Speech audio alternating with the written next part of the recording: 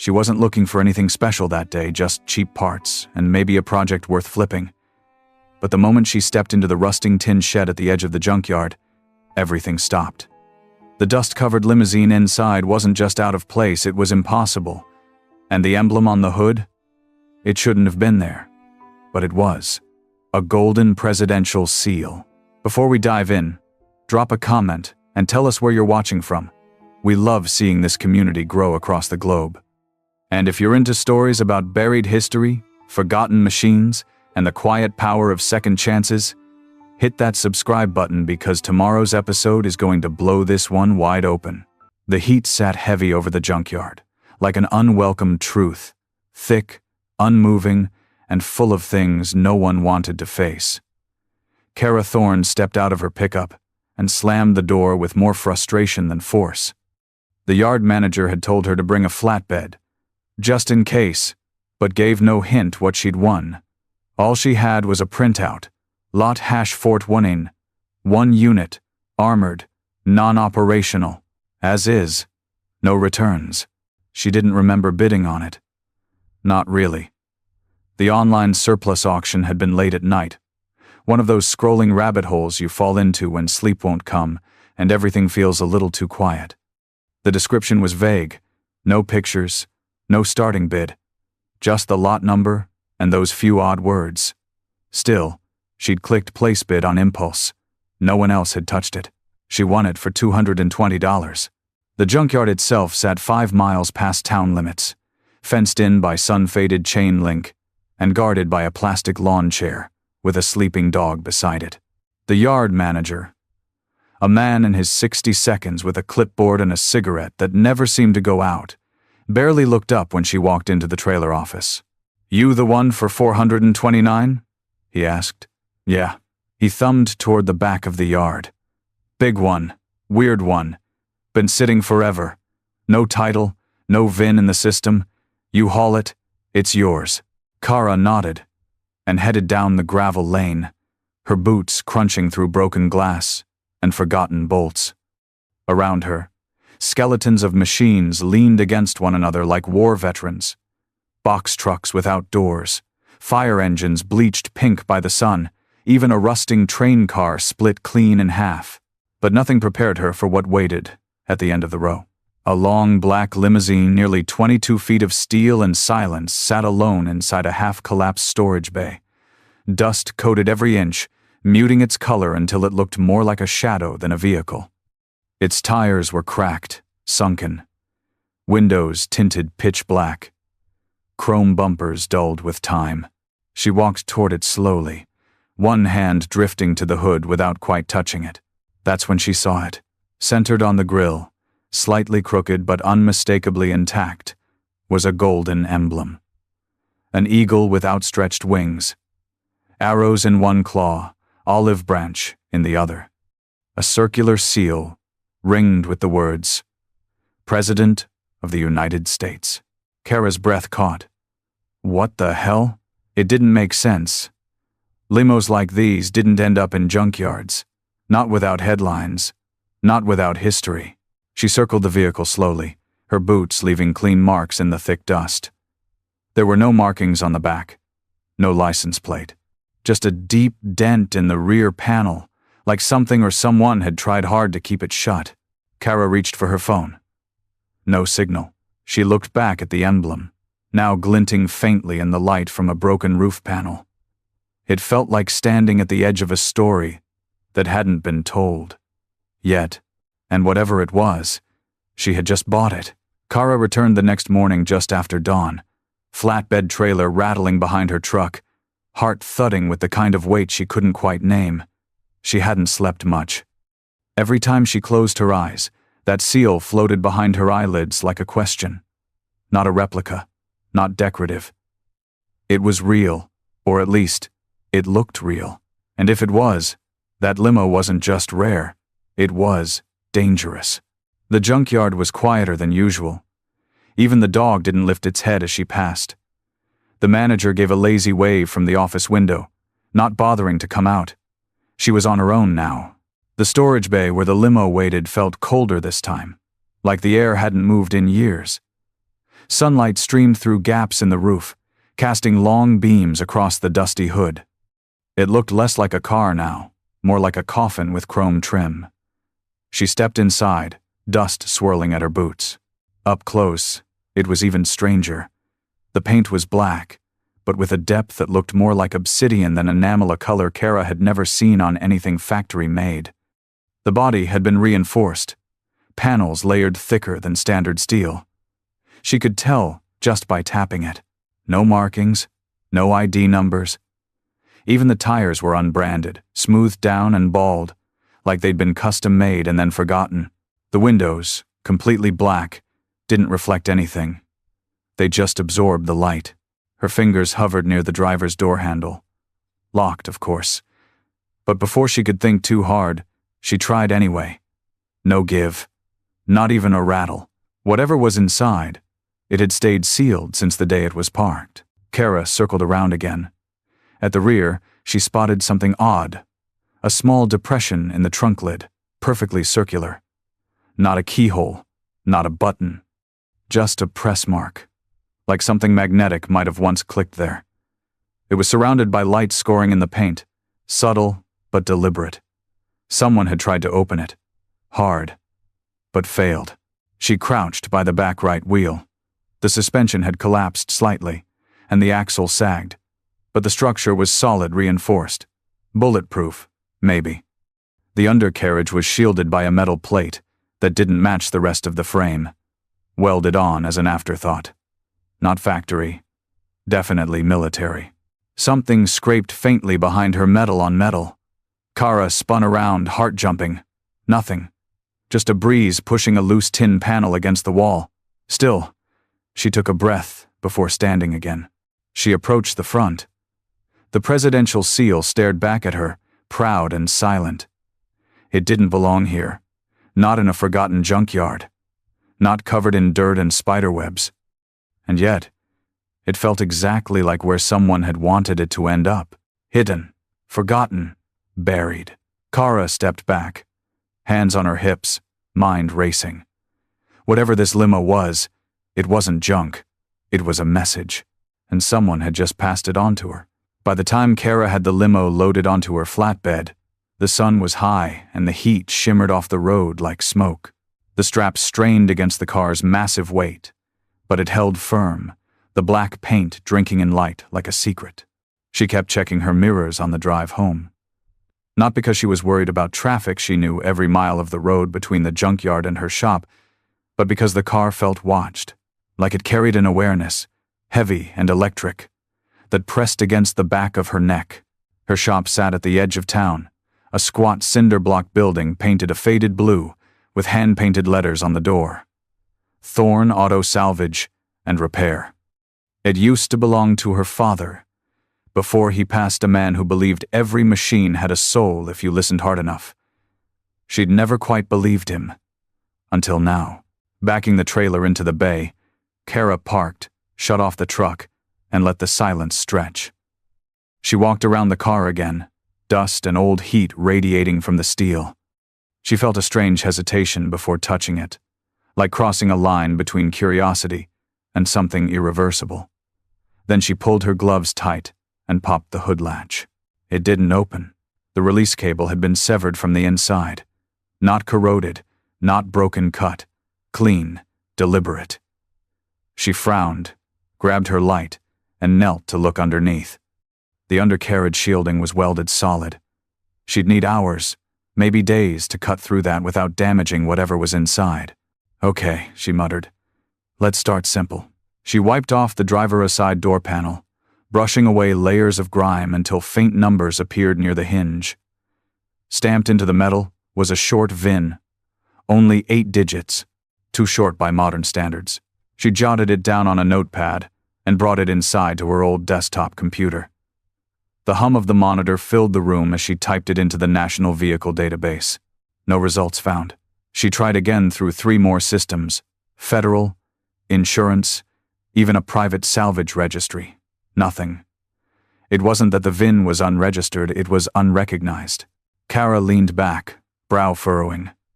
Every vehicle ever built in the U.S., since 1954 had a record somewhere. Even prototypes. Even destroyed units. But this one, it was like it never existed. She tried cross-referencing the number by prefix, checking if maybe it belonged to a military batch or overseas import. Still nothing. Then she noticed something else. The last 2 digits, 74. If it followed the old format, that might mean 1974. The model year, Watergate era, post-Vietnam, height of Cold War paranoia. Her pulse quickened. She glanced out the office window toward the shop bay. The car sat there, still and regal, its blackened glass hiding whatever truth waited inside. The screen flickered. For a moment, the cursor froze. Then a pop-up flashed across the screen. Access denied. Classified serial. Kara's breath caught. She hadn't accessed anything restricted. The database wasn't even government linked. She stared at the screen as the window vanished, and the system crashed to black. The shop fell silent again. Outside, a low gust of wind whispered through the open bay door, and the car, sitting under the single hanging light, seemed to shift just slightly, like it was exhaling. Kara rubbed her arms against the chill that didn't belong to summer. Whatever she'd just dragged home wasn't supposed to be found. Kara didn't sleep that night. She tried. Lay in bed staring at the ceiling, counting ceiling cracks, and thinking about federal databases and that blinking presidential seal. But the hum in her chest wouldn't let her rest. Something had shifted. She wasn't just dealing with an old car anymore. This felt like a line she'd crossed, and someone, somewhere, was going to notice. By morning, she had a plan. The only way forward was in. The doors were still locked solid. No keys, no codes, no remote fobs. Just good old-fashioned reinforced steel and decades of secrecy. She didn't want to damage anything. Not yet. So she called the only person she knew who could finesse his way into a safe without tripping alarms or cracking windows. Walt Gunther, retired locksmith, collector of war stories, and carrier of an oversized ring of keys that jingled like a medieval necklace. Walt showed up 2 hours later in his rusted El Camino, wearing a trucker hat, and a smile like he already knew the car had a story. "You finally found a mystery worth my time," he said, kneeling to inspect the lock. "What the hell is this thing, Kara? A parade float for secret agents?" "Just try to open it," she replied, handing him coffee. "But be careful. She bites." He smirked, then got to work. It took him longer than usual. The lock wasn't just old, it was layered. Tumblers within tumblers, almost like a safe. Kara watched as he swapped out tools, his brow tightening in focus. Minutes passed. Then an hour. Finally, with a satisfying click, the driver's door gave way with a low groan. Walt leaned back, whistling. "That's not factory. That's Cold War paranoia right there." Kara opened the door slowly. Inside, the limo looked untouched by time. No mold, no rot. The air didn't even smell stale, just faintly of leather and oil. The seats were pristine black leather with gold piping. The carpet deep blue, still plush underfoot. Between the driver and passenger compartments was a full steel partition with a speaker grill in the center like an interrogation room window. Walt whistled again. "That's bulletproof glass. Thick as your arm." Kara's eyes were already scanning. Glove box. She popped it open. Inside, neatly stacked and sealed in a rubber-banded folder, were 3 small envelopes, all marked in block lettering. Transport logs. Eyes only. She lifted them gently. Underneath, there was a small metal badge, oval-shaped, unfamiliar symbol. It wasn't Secret Service. It wasn't military. Just a single word, etched on the back. Arcadia. Whoever rode in this, Kara muttered, wasn't just important. They were protected. Walt leaned into the back seat, shining his flashlight under the dash. "Hey, Kara." "What?" "This thing's wired." "What do you mean?" "I mean this car still has power. Independent battery system. Probably hidden. and there's a live signal running from somewhere under the floor. She froze. Still live? He nodded. Something's on in there. Kara looked at the console, at the dials and gauges untouched in decades, and noticed, for the first time, a small red light, faint, but definitely glowing. Something inside this car had never shut off. Kara sat alone in the driver's seat, long after Walt had gone, the bay lights casting long shadows across the shop floor. The folder from the glove box rested on her lap, the red light on the dash still faintly pulsing steady, like a heartbeat. She hadn't turned the car on. She hadn't even touched the ignition, but something inside was alive, waiting. She peeled the rubber band off the documents and opened the top envelope. Inside were thick, yellowed sheets, stamped with heavy black letters, classified, Operational Transport Record. Each page was hand-typed, with names redacted and routes listed only as coordinates. She scanned the entries. Most were between military installations: Andrews, Fort McNair, Langley. A few were from places she didn't recognize, just grid numbers and code names. But the dates made her pause. The 12th of January 1974, the 17th of March 1979, the 22nd of November 1983. Every single one lined up with major political or military flashpoints, secretive summits, nuclear alerts. Even one marked the day the U.S. Embassy in Moscow was evacuated after a suspected breach. She flipped to the second envelope. Inside, more logs, and one single page that hadn't been redacted. It read, Operation Mirror Veil. Purpose: transport of high-value operatives and family units during imminent threat protocols. Vehicle: ARC 001. Prototype limo. Non-standard build. Unregistered chassis. Driver divided by custodian. Assigned only under Level 7 clearance. Special contingency instructions enacted. Do not divert route unless, under Code Phoenix. Kara sat back, mouth dry. The car wasn't just built for a VIP. It had been created for evacuation during worst-case scenarios. Nuclear war, military coup, a national collapse. It had no ID, because it wasn't meant to be traced. It was built to disappear. She looked again at the name from the badge. Arcadia. Not a person, a program. One meant to protect people the world didn't even know existed. She dug into the third envelope, expecting more logs. Instead, she found photos. Black and white. Some blurred, some sharp. All of them taken inside the car.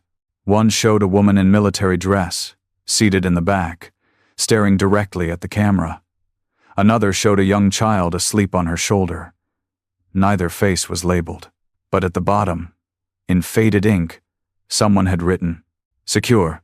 Transfer complete. Arcadia active. Kara set the papers down, her hands suddenly unsteady. This wasn't a relic. It was a ghost. She stood, stepping out of the car and glancing toward the office window. For a second, just a second, she could have sworn someone was standing outside, across the road, in the shadows. But when she blinked, the street was empty. She closed the folder, slid it under her arm, and walked back into the office, locking the door behind her. If this was real, and every part of her now believed it was, someone would come looking, and she had just opened something no one was ever supposed to find. The following morning was too quiet. Kara opened the shop at 7, same as always, but the usual rhythm was gone. No early drop-offs, no calls. Even the ancient coffee machine sputtered once, then gave up entirely. Outside, the clouds hung low, heavy with late summer humidity, and the air carried a tension she couldn't shake.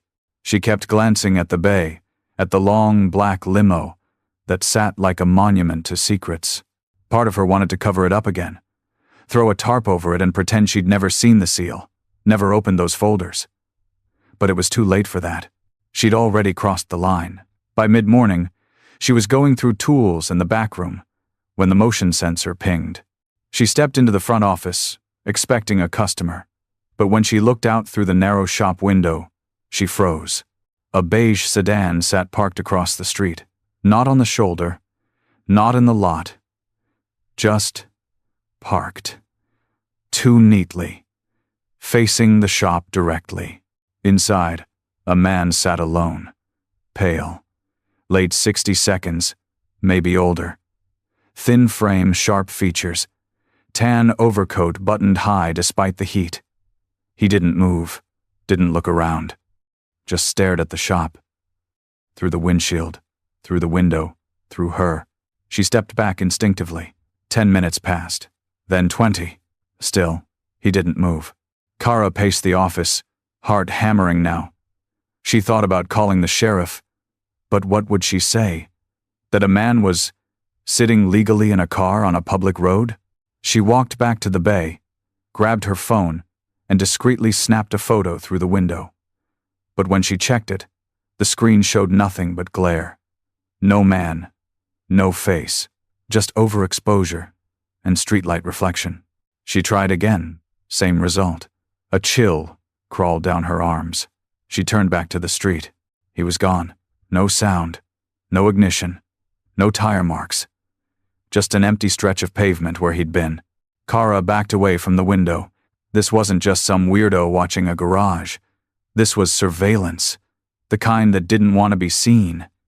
And from the look in his eyes, that steady, unblinking stare, he wasn't there to make conversation. She returned to the office, heart pounding louder than her footsteps. She checked the folders again, checked the glove box. Everything was still there, except the badge. The Arcadia badge was gone. She searched the floor, the seats, the console. Nothing. Someone had been inside the car. She hadn't heard them, hadn't seen the doors open. But the badge was gone, and the driver's seat was adjusted, pushed back slightly, like someone taller had sat there. Kara locked the bay doors and pulled the blinds. Whatever Arcadia was, it hadn't died in the 70 seconds. It was watching. And now, it knew she was watching too. By sundown, Kara had locked every door, pulled every curtain, and double-checked every bolt in her shop. But it didn't matter. The sense of intrusion lingered not in the walls, but in her skin. The car was still there, hulking and silent, but it no longer felt like it belonged to her. She hadn't found it. It had let itself be found. That night, she made a decision. She was done being cautious. If someone was already watching, already stepping inside when her back was turned, then whatever mystery the car held wasn't just buried, it was being guarded. And Kara wasn't about to be scared out of her own garage. So, she waited until midnight. No cars passed. No lights flickered on across the street. No shadows shifted. She moved quietly, bringing her toolbox into the bay and opening the back door of the limo with careful fingers.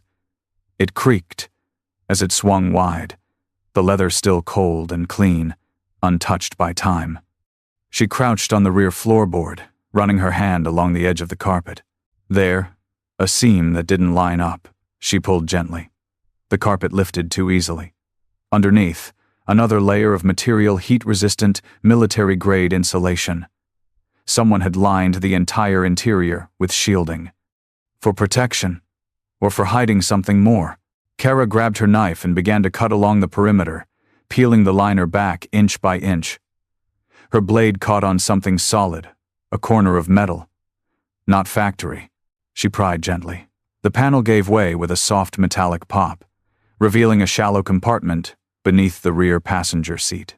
Inside were 3 items: a flat control board, analog switches, dials, and 2 blinking lights. One was red, the other green. A voice recorder, the old kind, with a built-in microphone and reel-to-reel tape. Dusty, but intact. A small, wax, paper-wrapped bundle. She unwrapped it slowly, carefully. A revolver. Old. Clean. Serial number filed off. Grips worn smooth by use, but not neglect. Someone had taken care of it, even in hiding. Kara's heart beat faster. She sat back on her heels, staring at the objects in the compartment. Whoever built this car hadn't just prepared for escape. They'd prepared for a last stand. She picked up the recorder and flipped the switch. For a moment, nothing. Then a crackle, a hiss, and a voice. "If you're hearing this, they didn't get me." Male, calm, Clipped accent, tired, but steady. "My name is Arcadia, and this car holds what they couldn't bury, what they shouldn't have buried. If you found it, that means the program failed, but the truth didn't die with it." The message ended there, just static after that. No timestamps, no identification. Kara sat frozen. A name, Arcadia. Not just a program, a person, an operative maybe. Someone who left breadcrumbs inside a rolling fortress disguised as scrap, and someone whose voice still echoed, even after they vanished. She rewound the tape and played it again. The red and green lights on the control board blinked, alternating. Somewhere inside the car, something responded. But what it was, she hadn't found that part yet. Kara replayed the tape 3 more times, each time leaning in closer, hoping to catch something, a sound in the background, a whispered clue, anything. But there was nothing beyond the man's voice and the quiet hum of the recorder's old mechanics. Still, the way he said it, "They didn't get me." It didn't sound like paranoia. It sounded like a fact. Cold. Final. She sat cross-legged on the garage floor with the recorder in her lap, staring at the blinking red and green lights. They weren't just indicators, they were reacting. Every time the voice spoke, the pattern shifted. There had to be a receiver somewhere. Something inside the car was listening. She stood and turned to the control panel still nestled in the hidden compartment. Dials, switches, all analog. There was one that read RC mode, and another labeled phase lock. She hesitated, then flipped the RC switch. Nothing happened. Then a soft clunk echoed from deep within the car's frame. Mechanical, like a latch or a magnetic release. Kara backed up. She opened the driver's door, checked the glove box, the dash, the center console, still the same. But the sound had definitely come from inside the dashboard or just behind it. She grabbed her flashlight and knelt, inspecting under the dash. There, half buried behind wiring, was a false panel. She popped it loose. Inside, wrapped in plastic sheeting and nestled in foam, was a second audio tape, not reel-to-reel. A cassette. She pulled it out and read the label, written in faint pencil. The 2nd of February 1974. Delivery intercept. Kara's mouth went dry. She hadn't known what she was looking for. But this was something else entirely. She took it into her office, fished an old cassette player from a box of outdated shop radios, and pushed the tape in. It whirred to life. This time, there were 2 voices. A woman first. Calm, professional, slightly muffled, like recorded through a hidden mic. "Cargo has been rerouted under emergency directive. Arcadia remains mobile. Instructions have been burned." Then a man responded. The same voice from the first tape. "They won't make it in time." Another pause. Then, "I've secured the secondary route. We'll vanish if we have to." "And the child?" Silence. Then the woman again. "We deliver her, no matter what." Kara stared at the speaker. The child. The woman in the photo. The story was expanding. What she'd thought was a Cold War escape vehicle might have been more a courier unit, a mobile drop, maybe even a last resort shelter. And someone, maybe more than one person, had risked everything to get a child out alive. She rewound the tape, played it again. This time she listened for background noise. There was something, barely audible under the woman's voice, a rumble, like helicopter blades, or train tracks. She checked the timestamp. February 2nd, 1974. She searched historical records, flipping through an old newspaper archive on her shop's dusty shelf. And there it was, unmarked motorcade. Reported crossing rail bridge. Outside Arlington, no agency claims involvement. Kara leaned back in her chair. They had hidden a child in that car. And now, nearly 50 years later, someone still wanted to keep it hidden. But she wasn't going to let that happen. Not now. The next morning, Kara drove to the county library with both tapes wrapped in an old shop towel inside her glove box. Her computer had already been wiped, Once she wasn't about to risk plugging anything else into the network at the garage. Besides, this next step wasn't digital. It was personal. She had a name now. Arcadia. A voice. A mission. And a growing list of questions that none of the documents could answer. So she called in a favor. The librarian, Janet, had been her father's friend and former high school history teacher.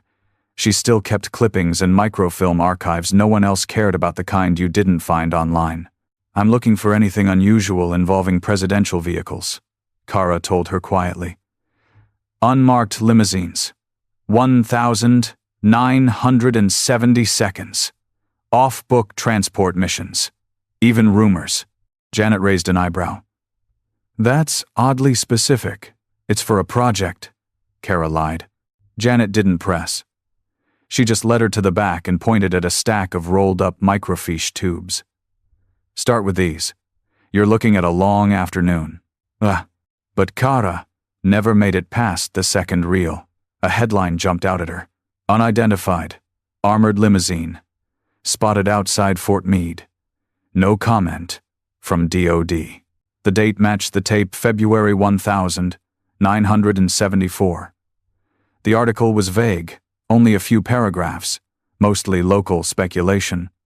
But there was a blurry photo attached. Grainy, low resolution, but unmistakable.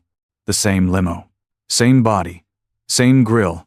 Same damn presidential seal. But what caught Kara's breath wasn't the car. It was the man standing next to it. Younger, but clearly the same man she'd seen outside the garage. The man in the tan coat. She printed the article, folded it, and left without a word. She needed answers, not from history, from someone who'd been there. Back at the shop, she dug through her father's old records. He'd worked with just about everyone in this town. Mechanics, civil engineers, even a few retired government contractors who drifted down south after their service. That's when she found the name. Cal Weaver, a former White House mechanic. She remembered her dad mentioning him years ago. "Worked on the kind of stuff no one's allowed to talk about," he'd said. "The kind of guy who replaced a carburetor while ducking NDAs." Kara made a few calls, tracked down a disconnected landline, and finally, through a diner waitress in the next county over, found an address. A small ranch house at the end of a gravel road. Fenced in. Quiet. Like someone who'd spent a lifetime being watched. Weaver answered the door. In a denim shirt and work boots. Eyes sharp despite his age. "You're Thorne's girl," he said without a hello. Kara nodded. "You found the Arcadia unit, didn't you?" he said flatly. Her heart skipped. He motioned for her to come inside. "I never thought that thing would resurface," he muttered, pouring 2 coffees. "Wasn't even supposed to exist. But I remember every bolt I ever touched. I remember her." "Who?" Kara asked. Weaver looked out the window. "The woman who rode in it. Never gave a name. Just wore stars on her collar and silence on her face. But she had orders. And when that car rolled out, every man in the garage knew not to ask where it was going." He set the coffee down. "No one's supposed to know about Arcadia, because it didn't carry presidents. It carried people they couldn't admit existed. Operatives, shadows, ghosts." He turned to her with tired eyes. "That car didn't just move passengers. It moved burdens, the kind that don't stay buried." Kara swallowed. I think one of those burdens might have been a child." Weaver went quiet, then nodded slowly. "I know. I helped bolt the cradle frame under the back seat myself." Kara left Weaver's house just before dusk, head spinning, hands gripping the wheel tighter than she needed to. He hadn't said much more after that, just a few details about reinforced frames, lead-lined panels, and fail-safe triggers. He was never allowed to test. But the look in his eyes said it all. He'd built part of the Arcadia unit, and never forgave himself for what it was meant to do. Back at the garage, the streets were quiet. No cars across the road. No man in the tan coat. Still, Kara scanned the area before unlocking the front door. Every creak of metal echoing a little louder in her chest. The limo sat where she'd left it, still and regal under the fluorescent lights. But something felt off. She stepped into the bay, stopped mid-stride. The passenger door was cracked open. Her blood ran cold. She hadn't left it open. She was sure of that. She approached slowly, pulse pounding in her ears. The inside of the limo looked undisturbed, seat pristine, compartment still sealed until she glanced toward the floorboard. The folder from the glove box was gone. So was the second audio tape. She rushed to the office. The envelope with her printed newspaper article gone. Only one thing had been left behind. The revolver, still wrapped in wax paper, sitting on her desk. Like a warning, Kara picked it up, unwrapped it slowly. Her hands shook. The weight of it was undeniable. Not just the metal, but what it represented. Someone had broken into her shop, bypassed locks, sensors, even the motion light, taken only the materials that proved what the car was, and left the weapon. They weren't trying to scare her into silence. They were daring her to act. She collapsed into her chair, hand pressed to her temple, heart racing. It was personal now, not just because they'd broken in, but because they'd taken the voice of Arcadia, the message, the truth, and left behind only the threat. She checked the shop security footage, hoping for a glimpse of whoever had done it. The file was corrupted. Every camera, every angle. Between 2:12 a.m. and 3:48 a.m., nothing. Black screen, digital static. Then the feed resumed, like nothing had happened. Wiped clean. They didn't just know she had the tapes. They knew how to erase themselves completely. Kara looked at the car through the office window. It sat there, humming with silence, that faint red light on the dashboard still pulsing like a slow heartbeat. She stared at it for a long time before finally opening the bottom drawer of her desk. She pulled out a small black flash drive, one she hadn't mentioned to anyone. Before she'd played the cassette tape, she'd made a recording, just in case. The original might be gone, but the words?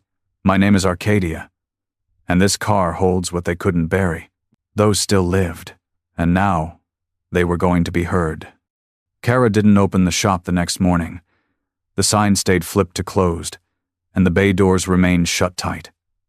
She spent the early hours in silence, staring at the car, watching it, listening, wondering if whoever had slipped in and out the night before was still watching her now. But that wasn't what unsettled her most. It was the feeling that the car itself was waiting, not as a threat, as a key. She walked back into the bay, fingers tracing the frame like a familiar scar. There were still compartments she hadn't explored, still secrets sealed in steel and forgotten protocols. Her eyes fell on the presidential emblem on the front grille, golden, scratched, still gleaming faintly through the dust. Something about it had always felt misplaced. She grabbed a soft pry tool and gently worked around the edges of the emblem. It resisted at first. Then, with a soft metallic click, it snapped free from the mount, not broken, but released, like a pressure lock. Behind it wasn't just a hollow space. It was a concealed hatch, flush with the body, painted black like the rest of the car. She felt for a seam, pressed lightly in the center, and the hatch hissed open. Inside was a velvet-lined cavity no larger than a shoebox, and resting within it, a silver locket on a broken chain. Kara lifted it slowly, old, tarnished, the hinge worn from time. She opened it. Inside were two tiny photographs, faded, but unmistakable. One was of a woman in uniform, sharp eyes, high collar, hair pinned back, strong, familiar. The second was a baby, wrapped in a military-issue blanket, eyes closed, mid-laugh, arms raised.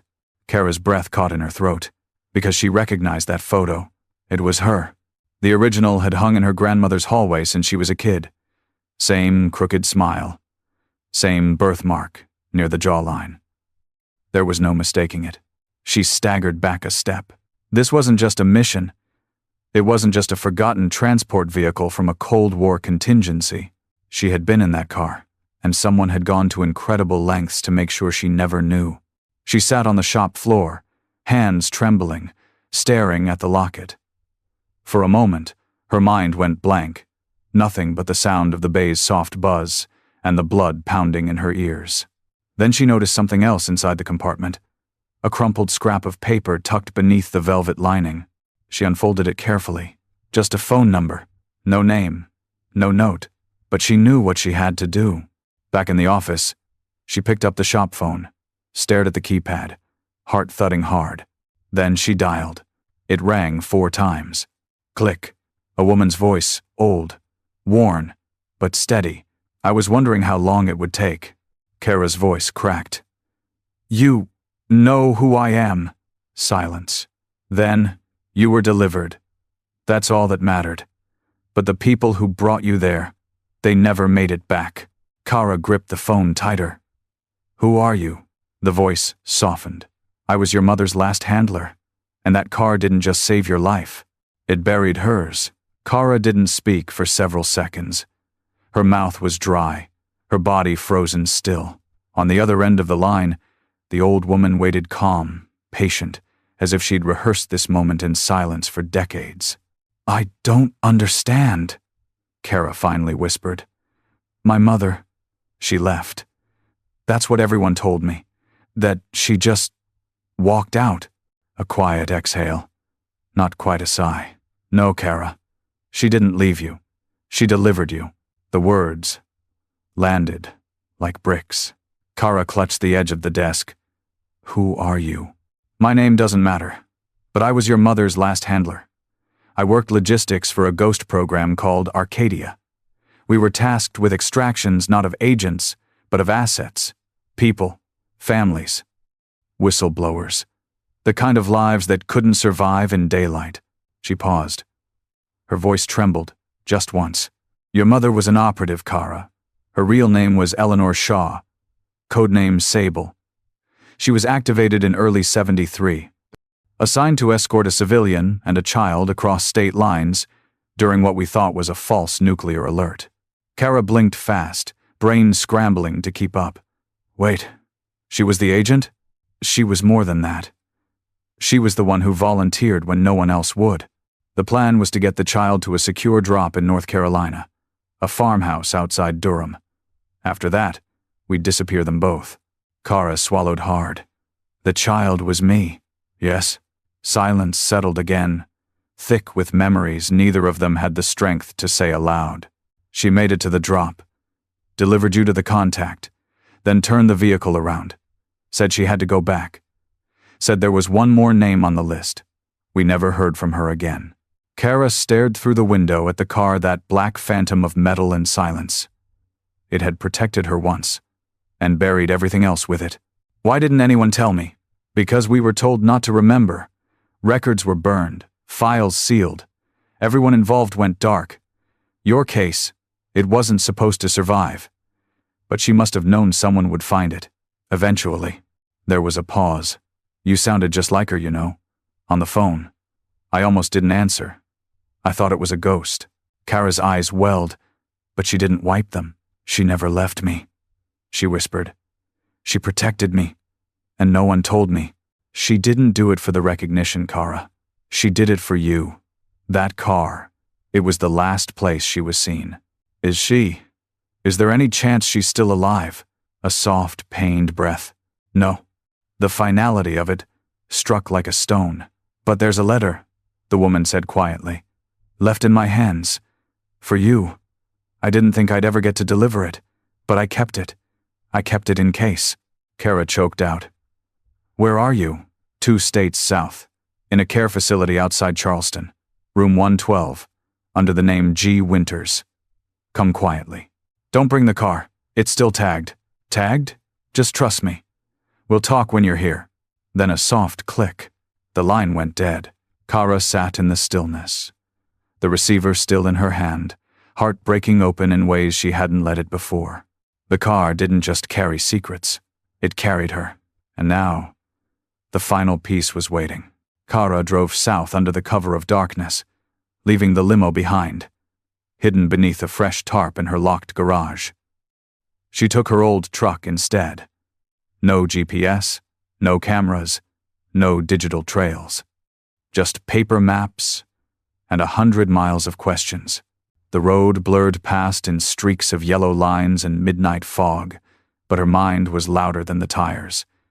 Every time she closed her eyes, she saw the locket, her mother's face, her own, as a baby, hidden in that car like a treasure buried in silence. By sunrise, she pulled into a modest care facility on the outskirts of Charleston. No cameras at the gate, no digital check-in, just a handwritten log on a clipboard. When she asked for G. Winters, the nurse nodded once, quietly. Room 112 sat at the end of a quiet hallway. She knocked once. "Come in," came the voice, unmistakable from the call. Raspy, steady. Inside, the room was simple. One window, one chair. And in that chair, a woman in her 82nds with piercing eyes and a military posture that age couldn't fully erase. She held an envelope in her lap. "You look like her," she said softly, with the kind of sorrow that comes from too many years of remembering. Kara stepped forward, her voice barely a whisper. "You knew her?" The woman G. Winters nodded. "Eleanor Shaw, codename Sable. She wasn't just a courier. She was the best of us, smarter than the men in charge, stronger than anyone ever gave her credit for." She handed Kara the envelope. "She left this the night she vanished. Said if anyone ever came asking, it belonged to the child in the photo." Kara took it, hands trembling. Inside was a folded letter, written in clean block handwriting. "My darling Kara, if you're reading this, then I wasn't able to stay. But that was never the point. I didn't run from you. I ran with you as far as I could, as fast as I could, until I could no longer guarantee your safety. The world I worked for was never built to protect people like us. But I did what I could, and I made sure that car would survive long enough for you to find the truth. The truth is, you were never abandoned. You were rescued. That car was our escape. And in it, I left behind everything I couldn't carry: evidence, instructions, and pieces of me I hoped you'd one day understand. I don't know who you've become, but I know this: you were worth everything I gave up. Keep driving, keep questioning, and never let them convince you to forget. Love always. Mom." Kara wiped a tear that broke loose and nodded slowly. She kept her promise, she said quietly. Winters nodded, tears in her eyes too. "She did, and she paid for it. She could have disappeared, but she went back. For another child, for another mother. She died doing what she always did, protecting the forgotten." Kara stood there for a long time, letting the silence wrap around her like armor. Then she placed the letter back in its envelope. She had what she needed now: proof, love, purpose, and a name. Her mother hadn't disappeared. She delivered hope and vanished into history. But now, Kara was ready to bring that history back into the light. Kara drove home through a fog of memory, the envelope resting on the passenger seat like a living presence. She didn't turn on the radio, didn't stop for gas or food. She just drove, every mile peeling away years of confusion and rewriting a story she'd carried since childhood. Her mother hadn't left. She'd fought, and Kara had been the mission. Back at the garage, she pulled in just after midnight. The shop was dark, but the bay light had been left on not by her, but maybe by something older than wiring. Something watching, waiting. She stepped out, locked the gates behind her, and turned to the limo. Still under the tarp. Still silent, but no longer just a machine. Now, it was a timeline. She peeled the tarp away and opened the driver's door. Her breath caught when she noticed something had shifted again. The center console was ajar, not forced, just nudged open, like an invitation. Inside was a black and white photograph, one she hadn't seen before. It showed the limo parked in front of a dark house at night, the headlights off, the back door open, and standing just outside the door, her mother Eleanor Shaw holding a bundled infant against her chest. In the corner of the photo was a handwritten date, the 3rd of February 1974, the day after the intercept. Kara turned the photo over. On the back, in clean looping cursive, Durham Safe House. She made it. Her breath caught. The stories weren't just real. They had been documented, hidden, preserved, waiting to be found. Kara stared at the image for a long time, then looked at the car. That was where it ended. She needed to see where it began. She pulled up the old maps again, the coordinates from the transport logs. Most were redacted or meaningless, but one had stood out from the start. A location listed without a cover name or classified tag. Just Rutherford Cross Point, an old ranger station deep in the Appalachian foothills, now defunct. It was the only origin point not tied to a known military base. A hunch settled in her bones. She loaded the limo onto the flatbed the next morning. It took 3 hours to secure, not because of weight, but because of reverence. She cleaned the windows, polished the chrome, left the presidential seal where it was. Then she hit the road again. By dusk, she pulled onto a crumbling gravel path, nearly hidden by trees. Rutherford Cross Point. The station was long abandoned, roof caved, vines swallowing the fence. But as she stepped into the clearing, she saw something unexpected. Another photograph, pinned to the inside of the Ranger Tower's old wall, sealed in plastic against the rain. A copy of the same image, her mother, the baby, the car, and beneath it, written in black ink on the wood, "If she ever finds this, she'll know it mattered." Kara's throat tightened. This was the final breadcrumb. Her mother had circled back not to hide but to mark the trail.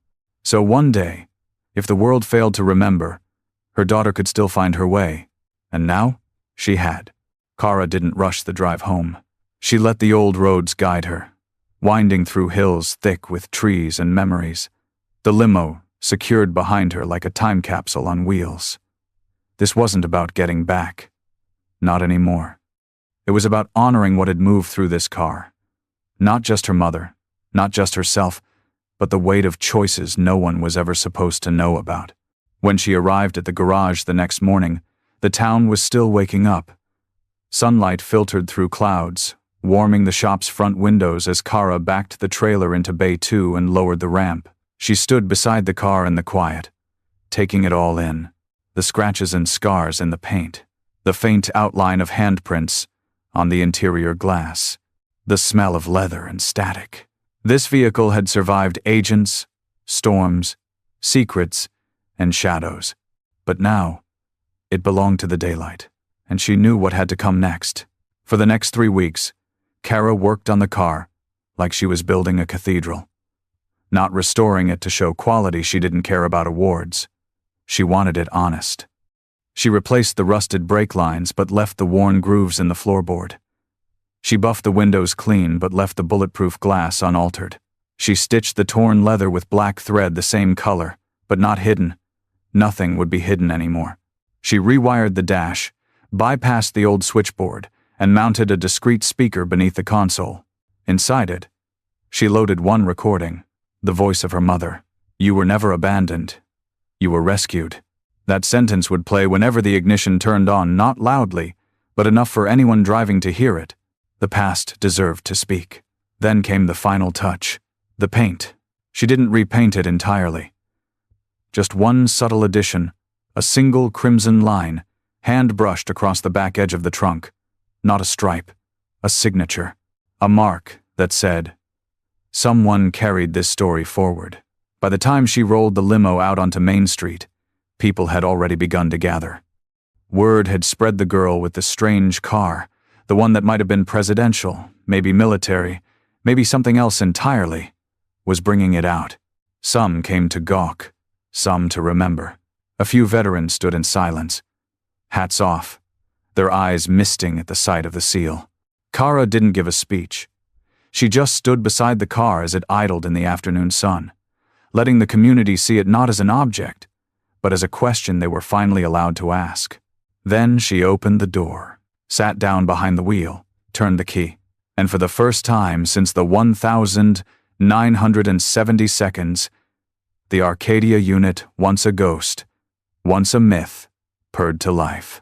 On the speaker, her mother's voice whispered softly, "Keep driving, keep questioning." And Kara did. She eased the car forward, back onto the road, back toward the future. Kara didn't take the limo far. Not that first drive. She followed the two-lane highway out of town, windows down, the wind threading through her hair, the engine humming like it had been waiting decades to move again. She passed the old train bridge where her mother's route had likely crossed. The overgrown fields that once held check-in stations, silos, secrets. Now they just held silence. But to Kara, the silence wasn't empty. It was reverent. She turned down a gravel path that led to the county historical center. A modest brick building, flanked by rusting tractors, century-old plows, and forgotten fire trucks. Outside, a temporary crowd had already gathered, alerted by a whisper campaign that the car would be on display. She parked the limo under a white canopy tent and stepped out. No podium, no grand speech, just her and the car and the past catching up. A reporter approached from the local paper. "Do you mind if we ask, what is this car, exactly?"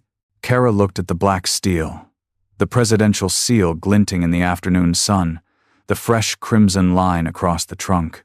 "It's a promise," she said softly. One that was kept. The car would stay at the center for 6 weeks, placed not behind ropes, but open doors unlocked, glass clear, letter framed inside for all to read. Veterans came by with stories. Mothers with strollers lingered. Teachers brought students, and every so often, someone would touch the metal and pause, like it spoke to something unspoken inside them. Kara returned every few days, mostly at night, when the lights were off and the museum was quiet. She'd sit in the back seat and listen to her mother's voice on the ignition loop. "You were never abandoned. You were rescued." And it never stopped mattering. Eventually, a curator from the National Cold War Museum called. They'd heard the rumors, read the article, wanted to see it for themselves. And by the time they left, they offered Kara something she hadn't expected. A permanent exhibit. Full restoration sponsorship. National attention. She said no. "Not yet. This car's not done teaching people around here," she said. "It still belongs to the folks who never got answers." But she agreed to lend it 1 year from now. After it finished its tour through the towns that had once whispered about motorcades and vanished agents and secret routes.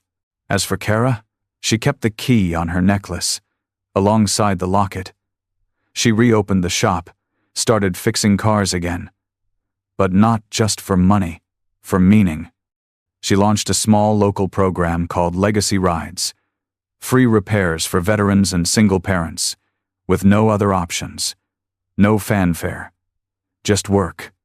Just worth. Sometimes, when no one else was around, she'd pull the limo out and drive the back roads. Not to run, not to hide, but to remember. The road beneath her wasn't just asphalt. It was a map of sacrifice, a trail of choices, and she was no longer the child left behind. She was the driver now, and she carried the truth with every mile.